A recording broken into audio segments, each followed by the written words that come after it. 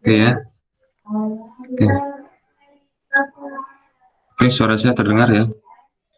Baiklah, sebelum kita mulai kegiatan kita, kelas kita berhari, mari kita buka dulu kelas kita. Assalamualaikum warahmatullahi wabarakatuh. Selamat pagi dan salam sejahtera untuk kita semua.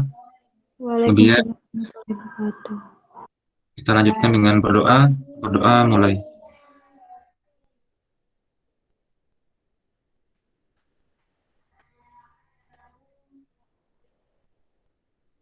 Doa selesai.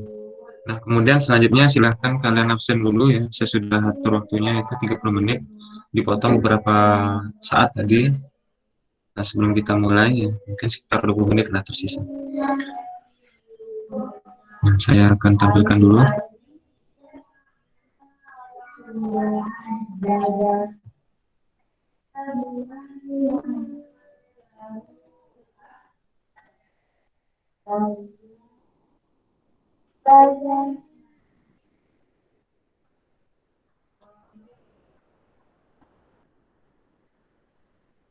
Mungkin silahkan. Mungkin sudah terlihat di layar kodenya.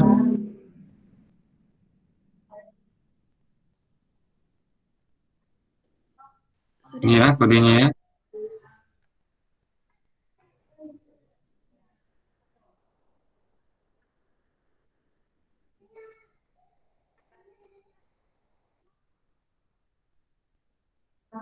Bagaimana sudah?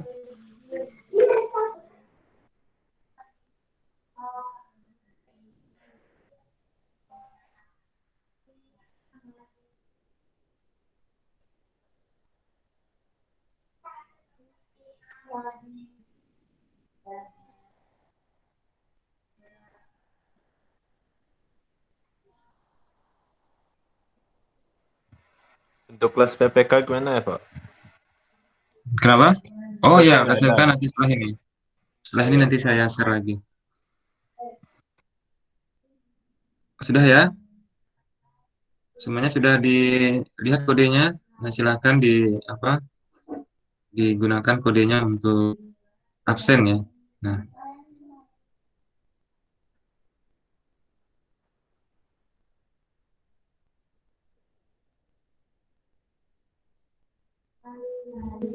oke, sekarang saya mau share dulu yang PAPK ya. Oke, sebentar.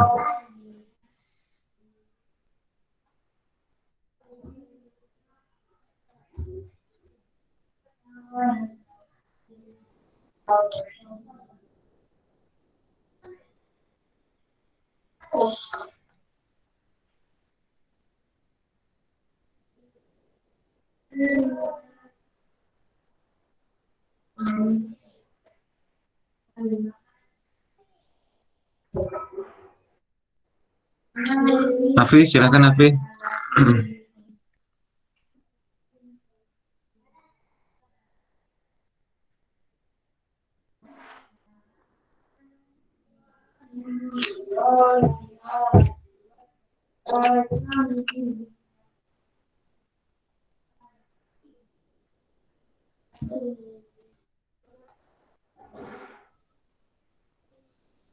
Sudah ya?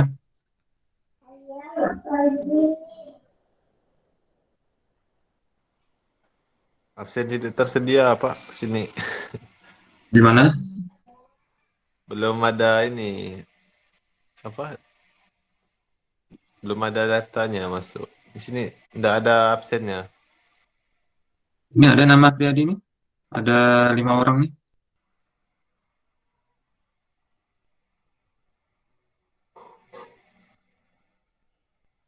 Nggak bisa nginput, Pak. Tidak ada apa? Pemberitahuan buat nginput datanya. Nginput apa? Absennya.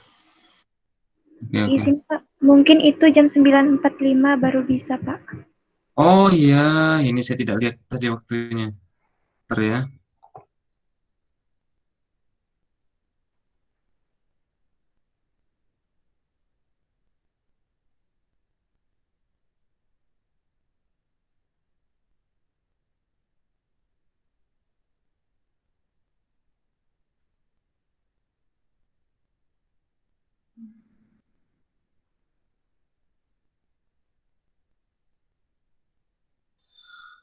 Terus,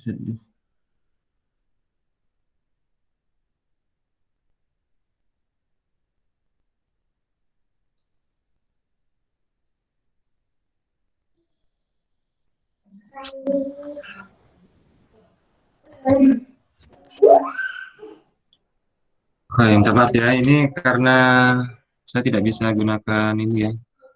Jadi gini saja untuk Apriyadi, nanti kodenya dicatat dulu. Ya, saya buka kembali nih ya. Saya buka kembali, kemudian Apriyadi nanti catat lagi apa-nya. Karena di laptop saya ini jamnya jam 9.45-an gitu. Nah, nggak tahu lah kalau di jam kalian ya. Jadi kalau misalkan belum buka, nanti disesuaikan saja pada waktunya ya. Nah, ini dicatat dulu kodenya 807 ini, nanti baru masuk setelah waktunya di apa masuk ya. Kalau di saya sudah masuk. Kebetulan laptop saya ini nggak bisa geser pakai ini ya, pakai jari ya, dan nggak bisa diisikan pakai ketik. Nah, jadi mau nggak mau ini dulu gitu. Bisa, Priyadi?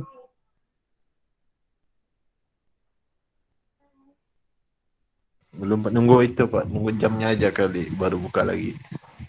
Ya, enggak, ini dicatat ya dulu nih. Nanti kalau udah itu Sudah nanti nggak saya enak. catat Pak. Ya. Nanti kalau ada sela-selanya, emang nggak bisa nanti saya buka lagi. Biar kita segera mulai kuliahnya.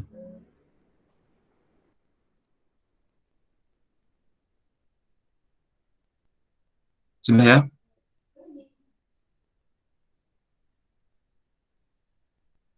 Saya rasa sudah ya. Iya Pak. Oke, sekarang tampilan ini udah terlihat, terlihat nggak tampilannya? Sudah Pak. Sudah lihat, Oke, Pak. sudah ya semuanya ya. Oke, baiklah kita langsung saja memulai ya perkuliahan kita. Nah, untuk pertemuan ini saya akan menyampaikan sedikit mengenai entrepreneurship ya. Entrepreneurship ini adalah mata kuliah pilihan ya. Walaupun pilihan, tetap ini mata kuliah bukanlah mata kuliah biasa ya. Karena ini pada dasarnya menggabungkan berbagai macam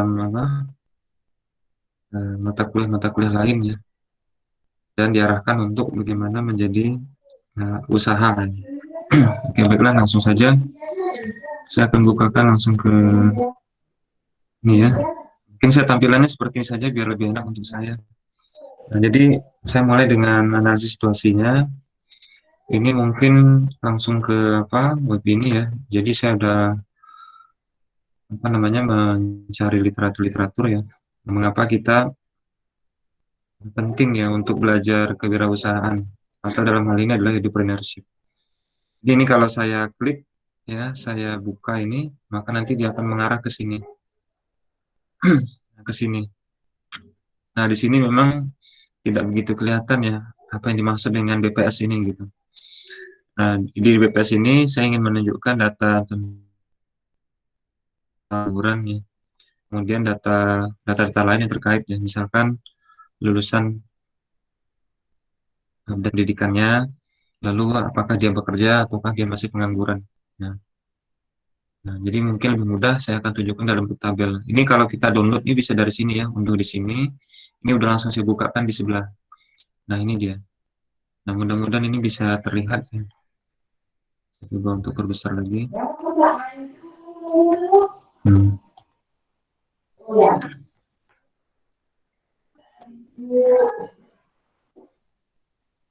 Nah, di sini sebenarnya intinya saya mau menunjukkan bahwa lulusan di setiap tahunnya itu, baik itu dari perguruan tinggi atau sekolah-sekolah itu tinggi gitu. Nah, namun kita masih ada sebagian dari yang lulus tadi yang tidak bekerja.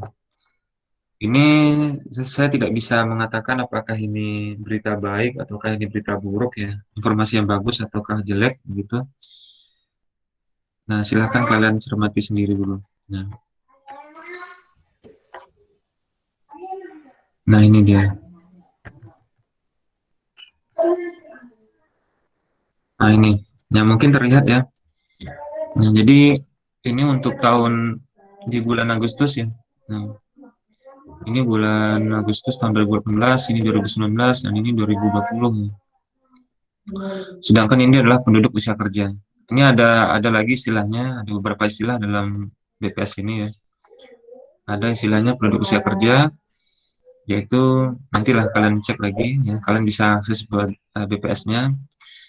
Nah, itu adalah, seingat saya itu adalah usia-usia produktif ya, sampai ke usia 60 tahunan. Nah, jadi jumlahnya itu sekian 200 jutaan ya. Kemudian penganggurannya ternyata dalam hal ini adalah kalau di tahun 2018 itu 7% ya. Kalau di bulan Agustus itu maaf 2018 2019 juga masih sama. Yang berbeda itu adalah di tahun 2020 ya. Yang ternyata meningkat menjadi ya, sekitar anggaplah 10%. Nah, ini artinya dari 100 orang itu ada 10 orang yang tidak bekerja setelah dia lulus gitu. Ya. Nah, ini yang saya maksudkan tadi. Jadi saya ingin menunjukkan bahwa mengapa sih kita ini penting belajar kewirausahaan ya, supaya ini bisa mengakomodasi calon-calon ya. Mungkin diantaranya adalah kita semua yang ada di sini untuk tetap bisa bekerja walaupun bukan pada bidang yang mungkin kita cita-citakan atau yang kita harapkan. Yang penting dia bekerja. Nah, 10% ini saya tidak apa ya, apakah ini baik atau buruk ya. Nah, itu tergantung ya. Nah, kalau misalkan dibandingkan dengan apa yang lebih buruk, ini masih baik ya.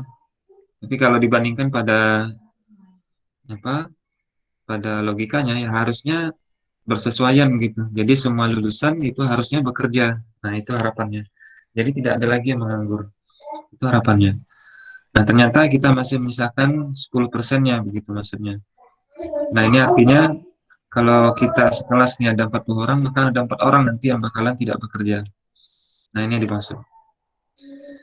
Nah, kalau yang lainnya bekerja ya tidak masalah ya. Nah, kemudian ini distribusinya ya. Ternyata yang berdasarkan statistik yang banyak menganggur itu di kota daripada di desa. Nah, ya. Nah, kemudian eh, sebagian besar itu adalah laki-laki ya. Nah, laki-laki yang tidak bekerja. Kita lihat data yang lainnya.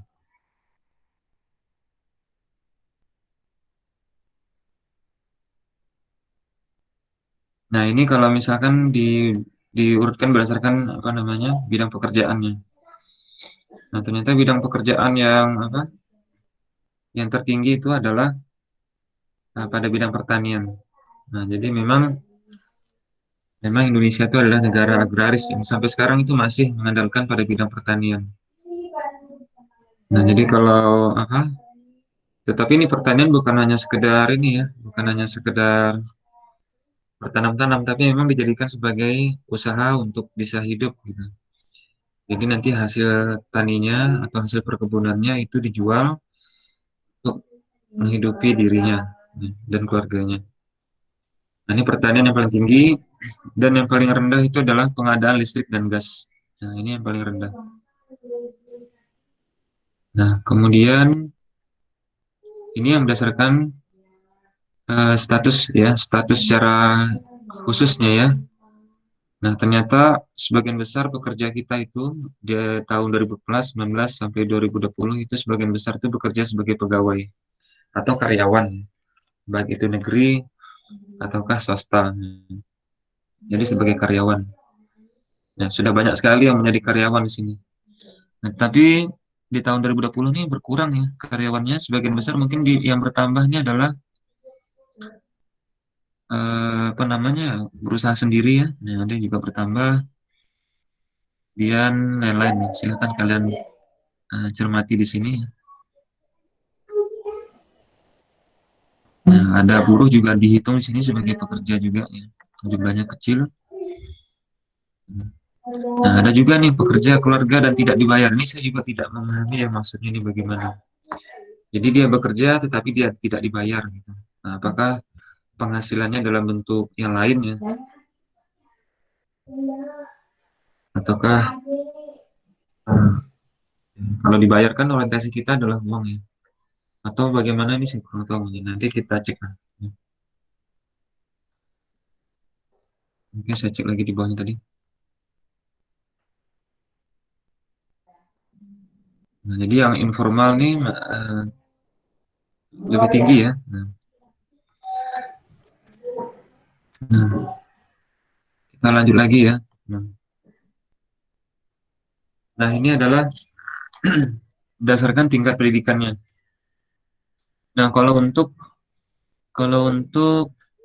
apa namanya penduduk yang bekerja, nah ternyata yang berdasarkan tingkat pendidikannya ini di universitas itu 9% ya, ya sekitar 10% lah. Nah, selebihnya itu kebanyakan tuh SD, gitu. Atau ada SMA nih, SMA dengan SMP ini yang berimbang ya. Kemudian berikutnya ada kejuruan ya. Nah, perguruan tinggi itu yang bekerja itu adalah ini ya, sekitar 10%. Nah, sisanya yang paling kecil itu adalah D1, D2 atau D3. Kita cek lagi halaman berikutnya.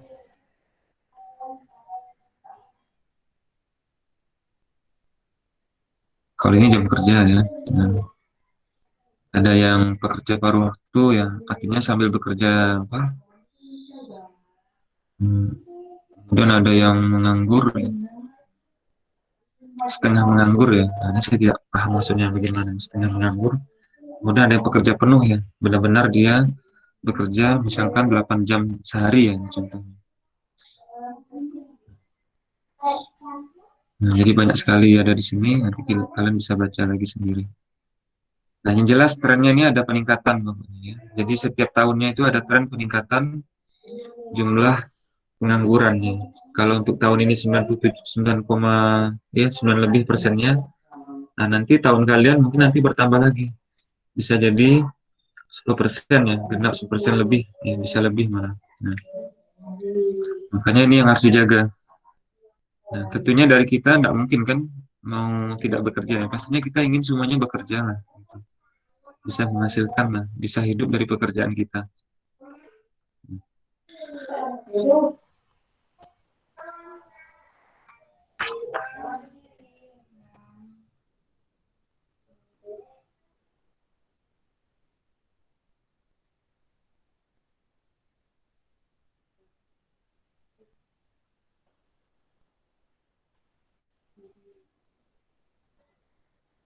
Nah, ini tingkat pengangguran ya. Nah, tingkat pengangguran kalau untuk ini sih merata ya. Nah, ternyata tingkat pengangguran itu paling kecil itu adalah SD ya. Nah, tadi kan saya sudah tampilkan di apa tampilan sebelumnya itu bahwa yang bekerja itu kebanyakan yang SD ya. Wajar saja, wajar saja kalau misalkan mereka tingkat penganggurannya kecil gitu. Nah, kemudian yang paling besar pekerjaannya adalah pertanian. Jadi kemungkinan ini adalah banyak sekali mereka-mereka ini yang SD ini bekerja pada bidang pertanian atau arti petani. Nah, selebihnya yang paling berikutnya paling tinggi itu adalah SMK ya. SMK ini paling tinggi nih penganggurannya.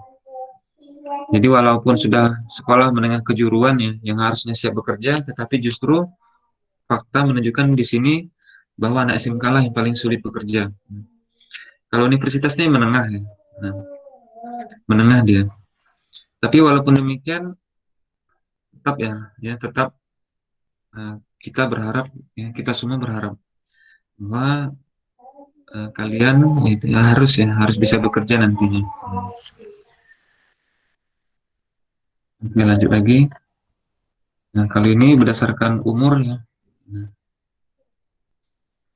Nah, kalau berdasarkan umur ya, pengangguran itu paling banyak memang di usia 15 sampai 24 tahun. Ya, memang ini adalah masa-masa tamat-tamat kuliah biasanya. Ya. Kalau kalian tamat tamat SMA tuh 28 ya. Maaf, 18 tahun ya. Kemudian kuliah 4 tahun, maka sekitar umur 22 ya. Nah, maka biasanya nih kalau baru tamat, yang baru tamat kuliah, Itu biasanya memang kesulitan mencari kerja memang awal-awalnya. Tetapi dalam data ini dia akan didata, tetap didata sebagai pengangguran gitu.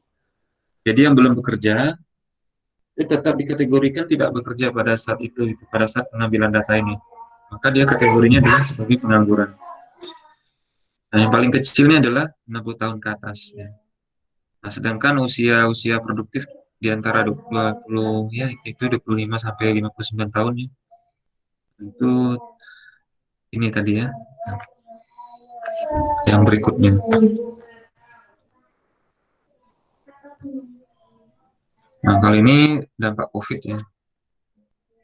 Yang saya rasa ini dampak iringan ya.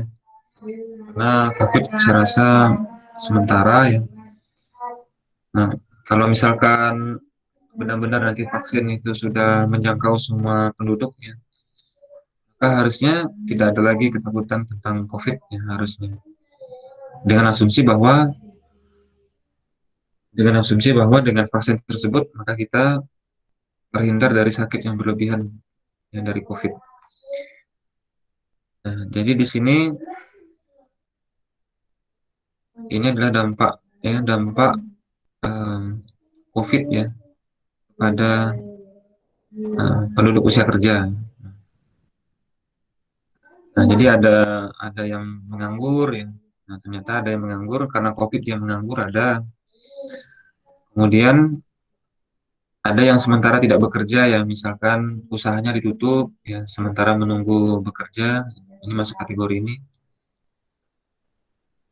Ada yang mengalami pengurangan. Nah, ini biasanya yang bekerja sebagai karyawan ya. Yang biasanya jam kerjanya itu dikurangi. Gitu.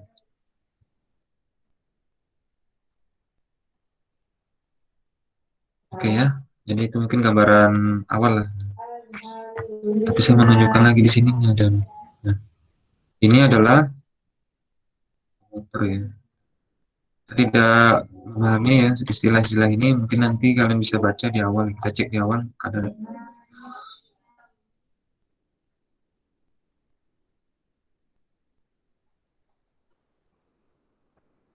Oh, tidak ada istilah-istilah khusus di situ.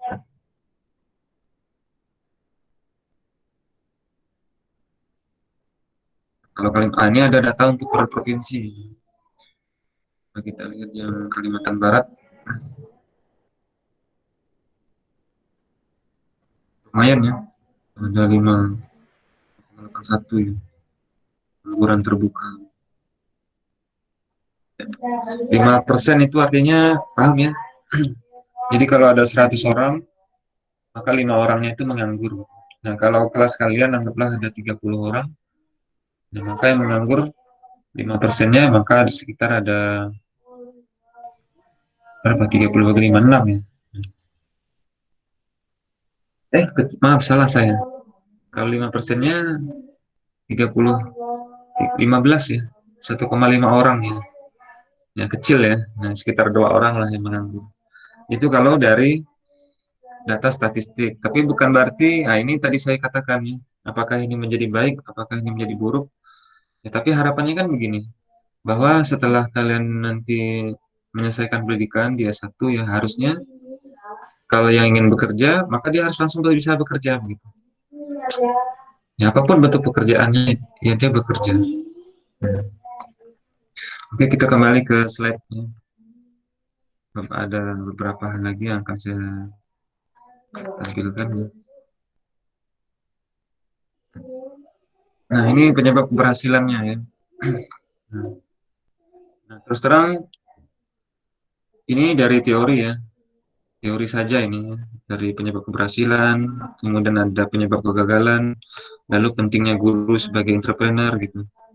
Ini teori ya, karena saya juga bukan seseorang yang membuka usaha ya. Saya bukan wirausaha, tapi saya bekerja gitu. Saya bekerja karena saya sekarang dosen kalian kan. Nah, jadi saya bekerja. Nah, ini salah satunya penyebab keberhasilan ya. Nah, visi, misi, strategi yang jelas. Jadi kalau apa? Ini secara khususnya adalah penyebab keberhasilan dalam berwirausaha ya. Nah, dalam berwirausaha.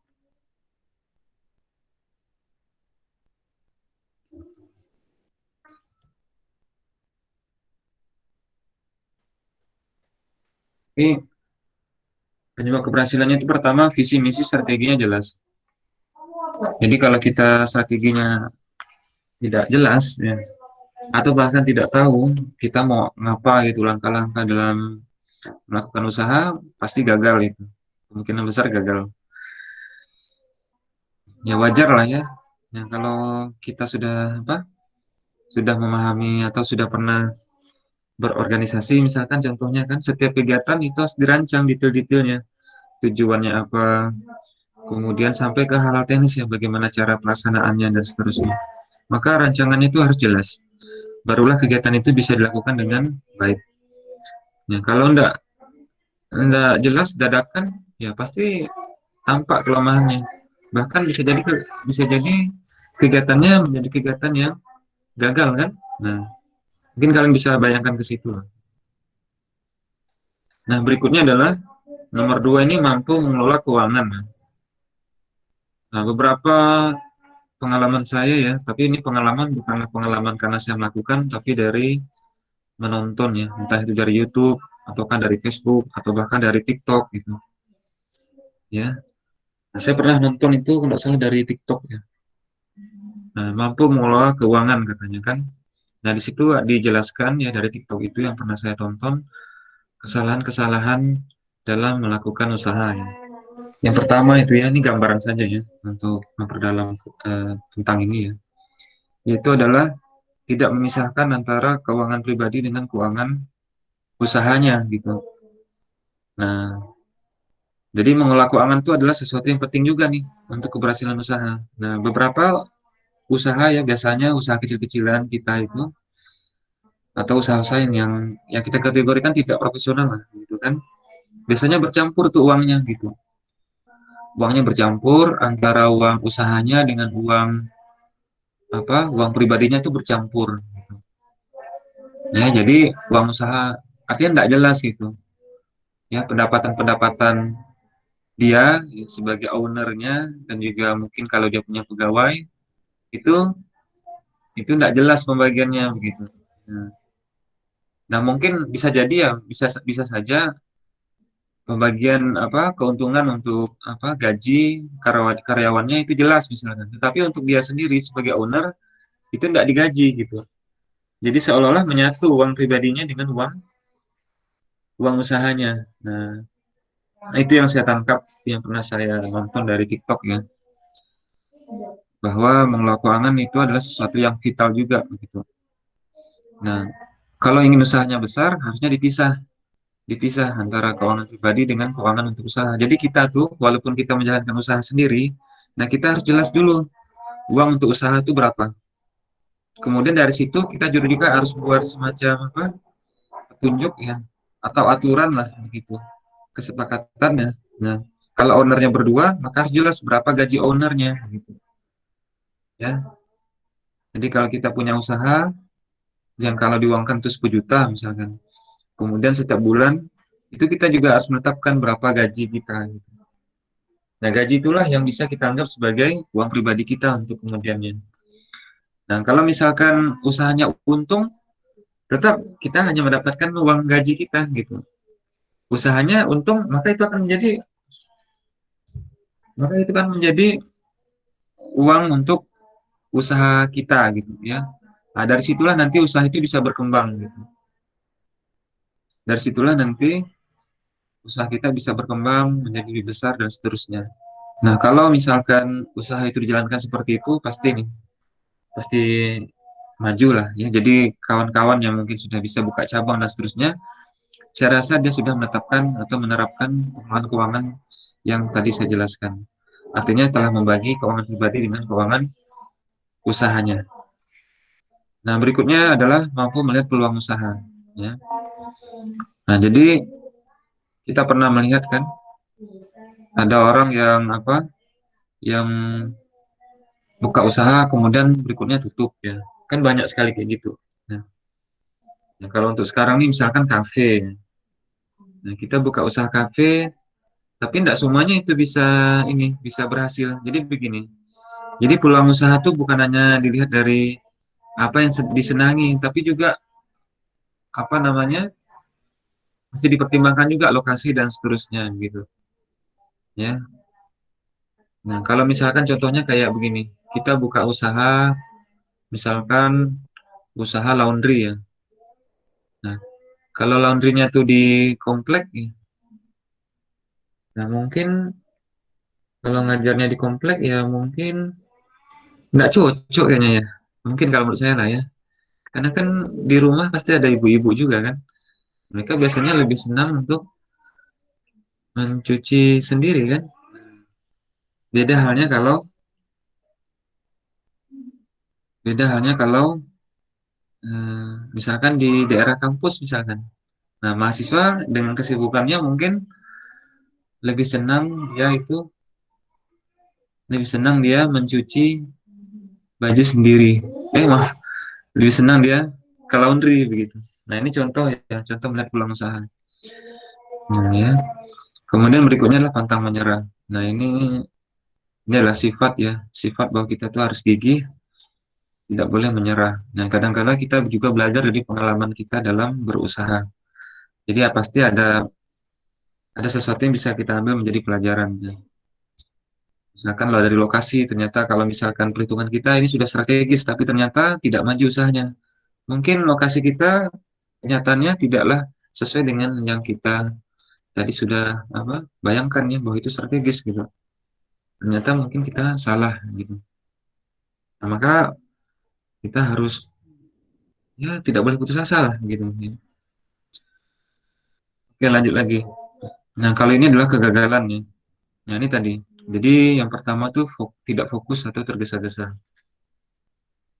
Ya, kalau tergesa-gesa inilah contohnya. Nah, tapi saya tidak bisa menjelaskan ya batasan bagaimana seseorang itu dikatakan tergesa-gesa, bagaimana yang dikatakan sudah bertindak dengan seksama.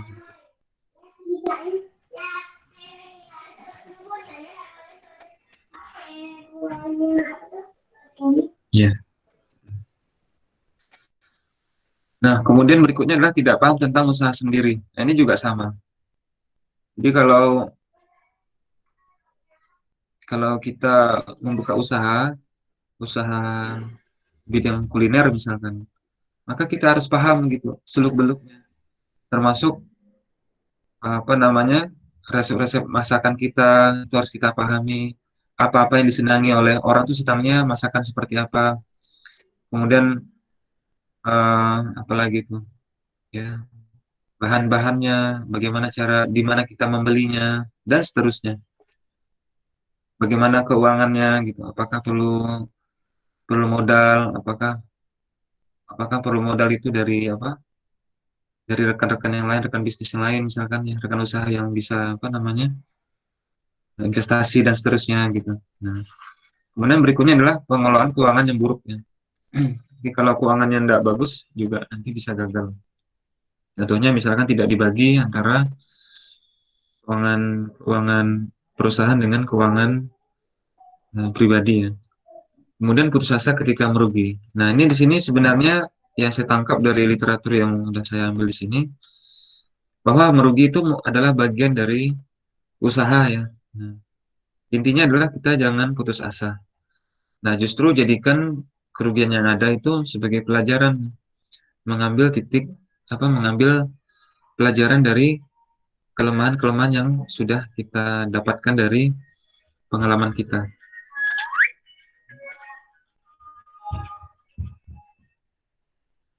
Nah, selanjutnya adalah ini ya. Nah, pentingnya jiwa entrepreneur bagi guru. Dan jadi begini, saya sih berharap ya kalian bisa bekerja ya, bekerja.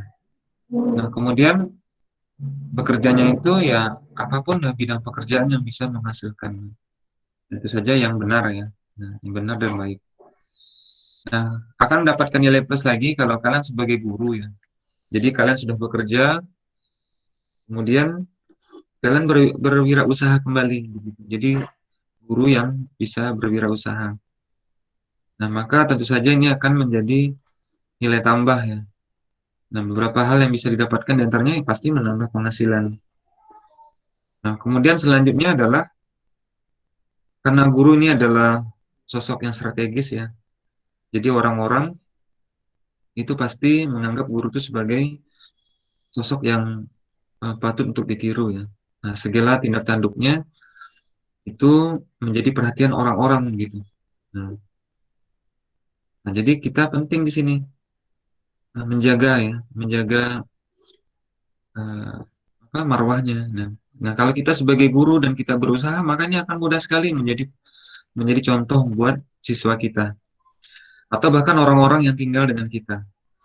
Nah, jadi kalau kita sebagai guru, kita dilihat kita punya usaha, kita bisa sukses, ini akan menjadi contoh buat mereka juga. Nah, ini sangat penting sekali. Ya, jadi guru itu adalah sosok yang strategis, maka jagalah ya, jagalah dan manfaatkanlah peran tersebut ya, peran kita sebagai guru. Kalau nanti kalian bekerja sebagai guru. Nah, yang lainnya adalah membuka lapangan pekerjaan. Ya, tentu saja ini juga akan sangat baik sekali. Ya, akan menurunkan tingkat pengangguran. Dan ini juga sebagai bentuk kepekaan sosial. Artinya guru sebagai seorang profesional, maka dia wajib punya atau melakukan atau memiliki 4 kompetensi. Dan salah satu kompetensi itu adalah kompetensi sosial ya. Nah, jadi inilah bentuk kepekaan sosial dari seorang guru ya. Bagaimana dia melihat lingkungan sosialnya, lalu dia melihat di situ ada peluang usaha dan sekaligus juga bisa membantu masyarakat di sekitarnya. Nah, maka ini adalah bentuk kepekaan sosial seorang guru tersebut ya. Ini menunjukkan bahwa dia memiliki keterampilan sosial yang cukup baik. Oke, itu adalah sedikit apa yang ingin saya sampaikan di sini. Mudah-mudahan bisa memberikan manfaat untuk kita semua. Nah, yang saya inginkan adalah tentu saja ini akan menjadi pelecut ya, semangat buat kita semua ya, termasuk juga untuk saya sendiri, bahwa em, berwirausaha itu adalah salah satu bentuk usaha apa bentuk pekerjaan yang bisa mudah kita lakukan gitu, apapun bentuknya. Nah, mungkin kalau untuk mata kuliah secara khusus ya, edupreneur, maka tentu saja dikaitkan ke bidang pendidikan ya. Jadi edupreneur dengan entrepreneur ini sebenarnya berhubungan ya. Edupreneur sendiri itu sebenarnya adalah akronim ya dari dua istilah education dan entrepreneurship ya. Entrepreneur ya. Nah, entrepreneur itu adalah uh, wirausaha ya. Jadi kemampuan untuk melihat peluang usaha lalu untuk menghasilkan sesuatu bagi dirinya. Sedangkan education itu adalah istilah bagi aktivitas pendidikan ya. Biasanya dihubungkan dengan pendidikan formal gitu.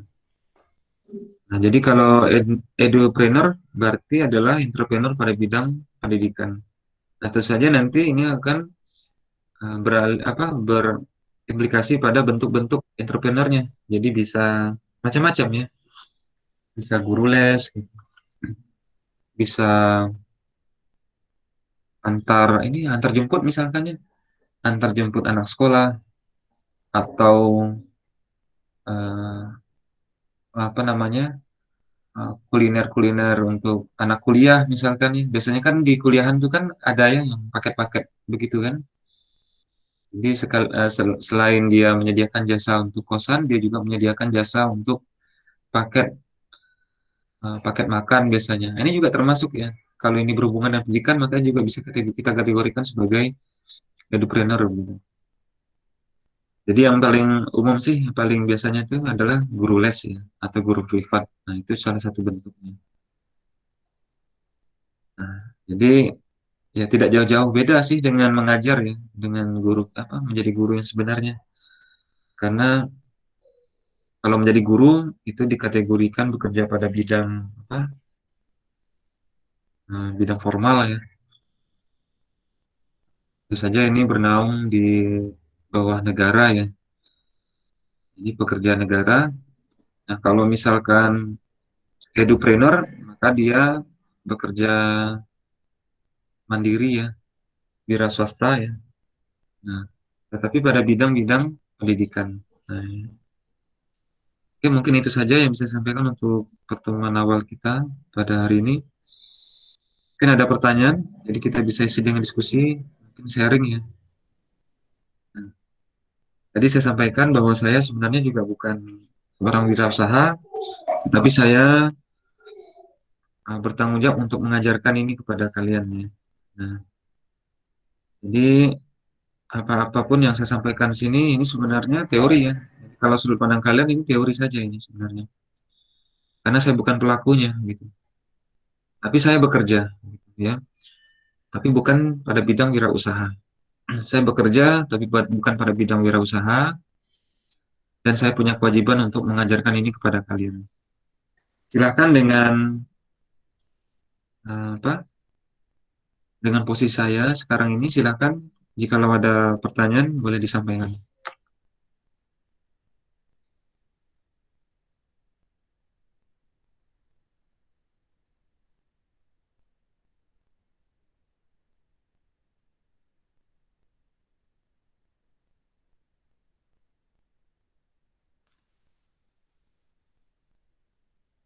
Oke, ada pertanyaan yang lainnya ini kemana?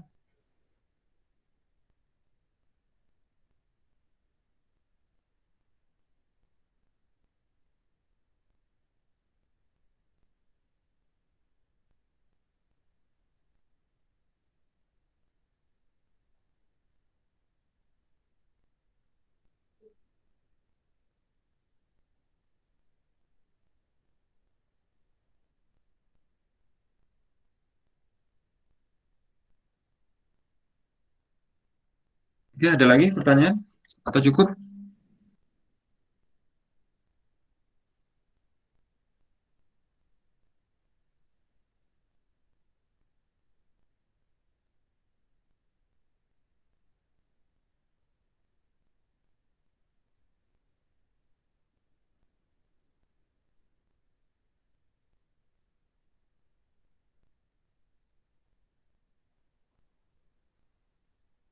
Ada pertanyaan? Tidak ada, Pak. Kalau ada pertanyaan silakan disampaikan.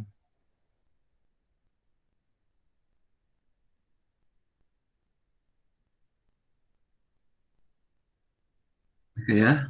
Jadi begini, mungkin di antara kalian ini sudah ada yang pernah berusaha ya. Bahkan sudah ada yang sambil ngeles ya.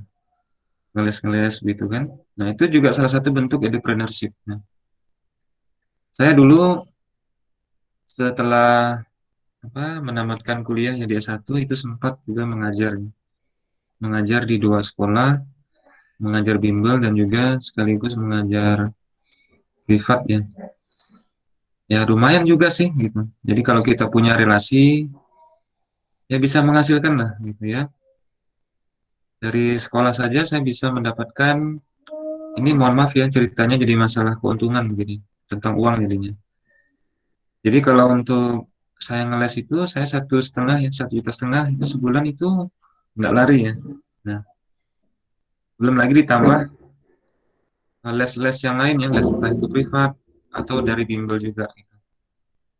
Nah jadi kalau kita sudah ada relasi kita bisa ini privat ya karena privat ini sedikit lebih besar lah. Ya. Kalau bimbel mungkin sebagian dari apa yang kita dapatkan itu sebagiannya sudah disetor ke pemilik bimbelnya gitu.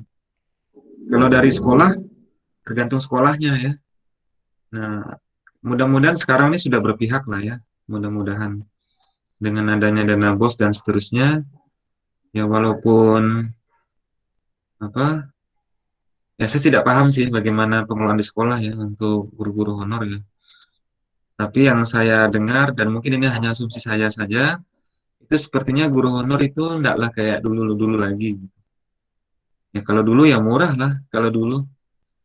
Ini contoh saja ya, misalkan satu jam pelajaran itu misalkan anggaplah 20.000 gitu ya. Nah, kita 1 minggu tuh mengajar 2 jam pelajaran. Nah, maka gaji sebulan kita itu adalah, nah bukan berarti kita tuh satu bulannya kita totalkan semua berapa jam kita ngajar, bukan gitu. Tapi 1 minggu itulah yang dianggap 1 bulan. Nah, itu ya kalau di sekolah. Jadi kalau kita ngajar di sekolah dikasih jam ngajar itu cuma 2 jam 1 minggu, itulah hitungan yang akan kita dapatkan untuk 1 bulan gitu. Jadi 20.000 kali 2, itulah ya 40.000 berarti 1 bulan gaji kita. Itu kalau di sekolah gitu. Nah inilah yang kadang membuat eh, apa ya, honor itu seperti itulah gitu. Ya. Nah kalau privat lebih lah, lebih lebih lagi ya. Dulu zaman saya privat itu mungkin 200-an ya, 200-an ribu ya 1 orang gitu. Kalian kalau misalkan punya anak didik yang ramai, itu bisa ramai juga penghasilannya. Tapi itu sudah salah satu bentuk ya. Sudah salah satu bentuk begitu. Nah,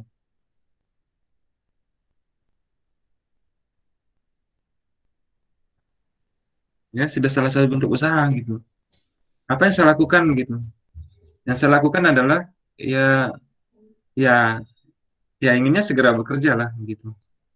Ya biasanya kalau kita sudah selesai ya, sudah menyelesaikan S1 itu kan, dan juga sejalan dengan usia kita kan, itu normal bagi kita untuk berupaya untuk bisa mandiri lah gitu ya, untuk bisa menghidupi diri kita, bahkan kalau bisa menghidupi keluarga kita juga gitu.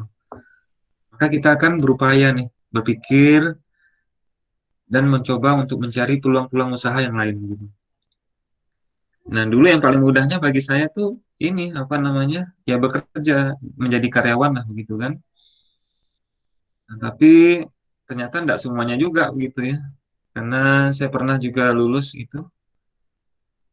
cari sampai pernah juga saya cari apa, koran gitu kan. Biasanya kan ada peluang lowongan kerja itu macam-macam itu. Nah, masuk-masuk kan ya biasanya tuh asal-asalnya. Yang pernah ada kawan itu, eh, dan saya juga sih ya, berdua kita itu ada melamar di ini ya, melamar di mana?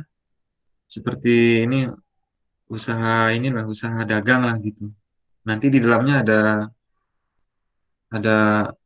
apa, debt kolektornya gitu. Ada tim promosinya gitu, ada tim surveinya. Itu pernah juga saya seperti itu. Nah, ternyata keterampilan-keterampilan itu juga dipertanyakan yang lain. Apakah bisa menyetir katanya? Apakah pernah berorganisasi, pernah menjabat apa dan seterusnya. Itu diwawancara ya. Nah, ini juga bisa menjadi apa, pelajaran juga lah buat kalian nanti. Kalau misalkan mau bekerja sebagai karyawan, dan kalau misalkan nanti punya jadi owner ya, jadi owner usahanya sendiri. Maka ini juga patut dipertanyakan kepada pekerja kalian gitu. Pernah bekerja sebagai apa, punya pengalaman apa gitu. Bagaimana kejujuran dan seterusnya gitu. Nah, kalau saya dulu pernah mau magang itu ya, tapi saya menghilang, saya memutuskan untuk berhenti. Padahal sudah digaji itu magangnya, magang sudah digaji. Saya lebih senang mengajar karena memang saya merasa dulu satu-satunya keterampilan yang saya sangat kuasai itu adalah mengajar. Akhirnya ya pilihnya jadinya guru les dan seterusnya. Mungkin di antara kalian juga sama lah ya. Nah, tapi kalau saya dulu mulainya itu ketika sudah ini ya, ketika sudah apa, sudah mulai, sudah tamat ya, tamat kuliah. Kalau kawan-kawan, kalau kalian mungkin di antaranya itu sudah ada yang mungkin sambil nih, sambil bekerja gitu. Dan banyak juga kakak tingkatnya atau bahkan kalian, bahkan mungkin ada adik tingkatnya juga ya. Mungkin di sela waktu-waktu kuliah itu dia sudah sambil berwirausaha lah. Contohnya ada yang pernah saya lihat tuh bawa dagangan kecil-kecilan ke kampus gitu. Nah, ini yang saya sangat hargai ya. Artinya apa ya? Tanpa dia, ya apa ya? Bagi saya sih ya, bagi saya dulu, pikiran saya dulu tuh malu juga gitu kan. Malu juga kita gitu kan. Tapi kalau sekarang ini saya udah beda pikiran saya. Sekarang saya malah jadinya bangga dan salut buat mereka yang mampu seperti itu. Karena tidak semua orang gitu bisa seperti itu. Ke sekolah ya sambil bawa dagangan, atau ke kampus sambil jualan dan seterusnya. Nah, jualan yang nyata real ya. Mungkin di antara kalian juga sudah canggih lah ya. Mungkin ada jualan apa, online dan seterusnya. Ya intinya semua pekerjaan itu yang sekarang mungkin sebagian dari kalian sudah melakukannya itu sudah baik sekali ya. Sudah saya apresiasi lah. Nah, ini mungkin bisa menjadi ya ciri-ciri orang sukses seperti itulah ya. Artinya berani bertindak, berani membuat keputusan, bahkan apabila suatu pekerjaan itu mungkin dianggap apa ya, jelek lah, dianggap hina gitu, tetapi sebenarnya nggak hina gitu. Itu bagus ya. Dan kalian bisa melakukannya dengan baik. Nah, itu yang sangat diapresiasi. Ya, yang sekarang ini di awal-awal kuliah kita mungkin itu dulu yang perlu dibangkitkan. Jadi semangat untuk bisa mandiri ya, semangat untuk bisa mandiri. Nah, memang lingkup kita adalah entrepreneurship ya. Salah satunya bentuknya adalah itu. Artinya diharapkan nanti kalian bekerja itu tidak bekerja dengan orang lain gitu, tapi kalian yang punya usaha untuk itu. Apa kalian yang membuka usaha kalian sendiri. Itu harapannya. Oke, sejauh ini ada pertanyaan?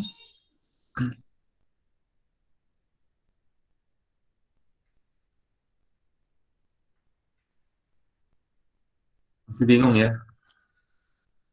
Ya wajar kalau masih bingung ya. Ya mudah-mudahan nanti eh, di apa namanya? Jadi nanti setelah apa UTS ini kan nanti kita akan ada tahapan ini ya, tahapan project ya. Nah, nanti di project itu mungkin akan terasa nah, gitu. Jadi sebenarnya kalau berwirausaha ini juga sebenarnya kalau menurut saya sih tidak banyak juga teorinya ya. Teorinya tidak banyak juga. Yang penting nantilah saya akan paparkan ya. Ini kan baru gambaran awal. Nanti mungkin kita akan lihat bagaimana caranya melihat peluang usaha dan seterusnya. Sampai kepada menjalankan usaha itu sendiri. Tapi sebenarnya pun di antara kalian juga sudah memahaminya lah saya tahu. Oke ya, kalau sudah tidak ada pertanyaan, maka mungkin kita bisa akhiri untuk pertemuan ini. Kita akan lanjut lagi di minggu depan. Eh, Kita tutup pertemuan kita ya. Apakah ada pertanyaan sebelumnya?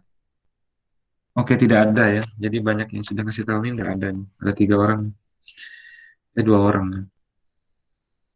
Oke ya. Jadi mungkin ada? Tidak ada. Oke. Oke, silakan tampilkan lagi wajah-wajahnya. Jadi dimanapun itu, saya tidak ini ya, saya tidak tidak apa namanya, tidak mempermasalahkannya ya. Nah intinya adalah perkuliahan diikuti begitu. Dimanapun dan bagaimanapun kalian, itu perkuliahannya diikuti saja. Dan belajar itu juga tidak mesti ya. Mengapa ya? Karena belajar itu juga tidak mesti dari sini. Ini hanya salah satu jalannya, jalannya. Salah satu jalannya melalui perkuliahan kita di sini, tatap muka tidak langsung melalui Google Meet. Belajar lagi yang lain itu banyak sekali jalannya. Kalian bisa belajar mandiri, bisa belajar dari teman, atau bahkan kalian belajar dengan cara melakukan, sebagaimana dari di antara kalian-kalian ya, yang sangat berani dan pede ya. Nah, ya di antaranya ada yang saya kenal di sini nih pernah kontak saya untuk menawarkan barang nih, mau dibeli atau enggak begitu. Ini pernah nih. Nah, ini saya bangga juga ya, diapresiasi gitu. Ada juga pernah ya melapor ke saya nih, dia lagi bagi tugas katanya. Ya mau les dan seterusnya. Ini juga saya apresiasi ya. Wah, hebat sekali sudah menghasilkan gitu ya. Ada lagi yang pernah juga itu walaupun pada dasarnya ini karena bimbingan ya skripsi kemana nih kok tidak ada. Oh, ternyata eh, dia lagi mengajar. Memang berapa banyak sih ngajarnya? Full katanya. Dari pagi sampai sore. Waduh, lumayan itu ya. Kalau itu diisi dengan les privat, bisa menghasilkan lumayan juga itu kan. Nah, ya memang letih sih letih ya. Tapi tidak ada pekerjaan itu yang letih sebenarnya. Ya, kita harus mencintai pekerjaan kita. Kalau kita apa bekerja ya atau berusaha lalu kita merasa letih, nah ini dipertanyakan nih ya. Harusnya seseorang itu kalau dia sudah cinta dengan pekerjaannya, itu dia tidak sempat lagi mikir letih gitu. Ya, pekerjaan yang dia cintai justru akan membawa kebahagiaan buat dia gitu. Bonusnya adalah penghasilan gitu. Ya. Nah, mudah-mudahan kita semua seperti itu. Ya. Ingat ya, menjadi guru yang sukses itu kata kuncinya adalah antusias ya. Jadi bukan pintar, bukan, tapi antusias gitu. Nah, begitu juga kalau kita bekerja berwirausaha. intinya adalah antusias dulu gitu. Kita mencintai pekerjaan kita. Kalau kita mencintai pekerjaan kita, antusias, ya pasti tampak di mata orang lain itu adalah kita tuh orang yang ulet, kita tuh orang yang gigih, kita tuh orang yang bersemangat gitu. Pasti tampaknya seperti itu. Dan hasilnya juga tidak akan bisa dibohongi, ya. Pasti juga akan menguntungkan dan menghasilkan. Nah, kalau kita tidak mencintainya, nah itulah nanti yang akan menjadi kegagalan ya. Entah itu gagal usahanya gitu, entah itu putus ya di tengah jalan misalkan, merasa bosan, merasa letih, itu adalah contoh-contoh ya. Nah, mungkin kita lagi pada posisi di mana kita lagi tidak mencintai pekerjaan kita. Oke ya, mungkin itu kata-kata akhir untuk pertemuan kita pada hari ini. Kita akan lanjutkan lagi minggu depan. Mudah-mudahan bisa mengantarkan kita lebih baik lagi di mata kuliah kewirausahaan. Ingat ya, em, semangat berwirausaha itu akan kembali kepada kita masing-masing ya. Jadi kembali kepada diri kita masing-masing, bukan kembali kepada saya. Saya hanya menyampaikan apa yang ada di buku, apa yang ada di internet. Bahkan beberapa slide saya itu saya ambil alih alih alih materi dari PPT-nya orang nih. Tapi apalah arti daripada teori itu ya sebenarnya kalau tidak diikuti dengan, karena ini lebih kepada hati sih sebenarnya kalau berwirausaha ini ya, semangatnya dulu, cintai dulu gitu, passionnya dulu gitu. Kalau passionnya tidak ada, mau sepintar apapun tidak akan berjalan baik gitu. Ya apapun itu. Jadi kalau tidak cinta, tidak ada passionnya, tidak ada passion mengajar, tapi dia orangnya pintar, pasti tidak akan sukses jadi guru yang baik. Nah itu, itu. Itu kalau guru. Wirausaha juga analoginya sama. Ya, baiklah. Terima kasih sudah menunjukkan tampangnya, wajah-wajahnya di sini. Ini menunjukkan bahwa kalian punya keseriusan ya, untuk mengikuti perkuliahan. Saya hargai, dan ini juga akan menutup pertemuan kita. Kita tutup. Assalamualaikum warahmatullahi wabarakatuh. Selamat pagi untuk semuanya. Jikalau ada yang tidak bisa absen, itu silakan nanti konfirmasi ke saya melalui WA ya, secara pribadi saja ya, tidak usah di grup. Oke, bagi kawan-kawan yang lain yang ingin meninggalkan Meet ini, itu saya persilahkan. Dan saya juga minta izin untuk menutup Meet ini.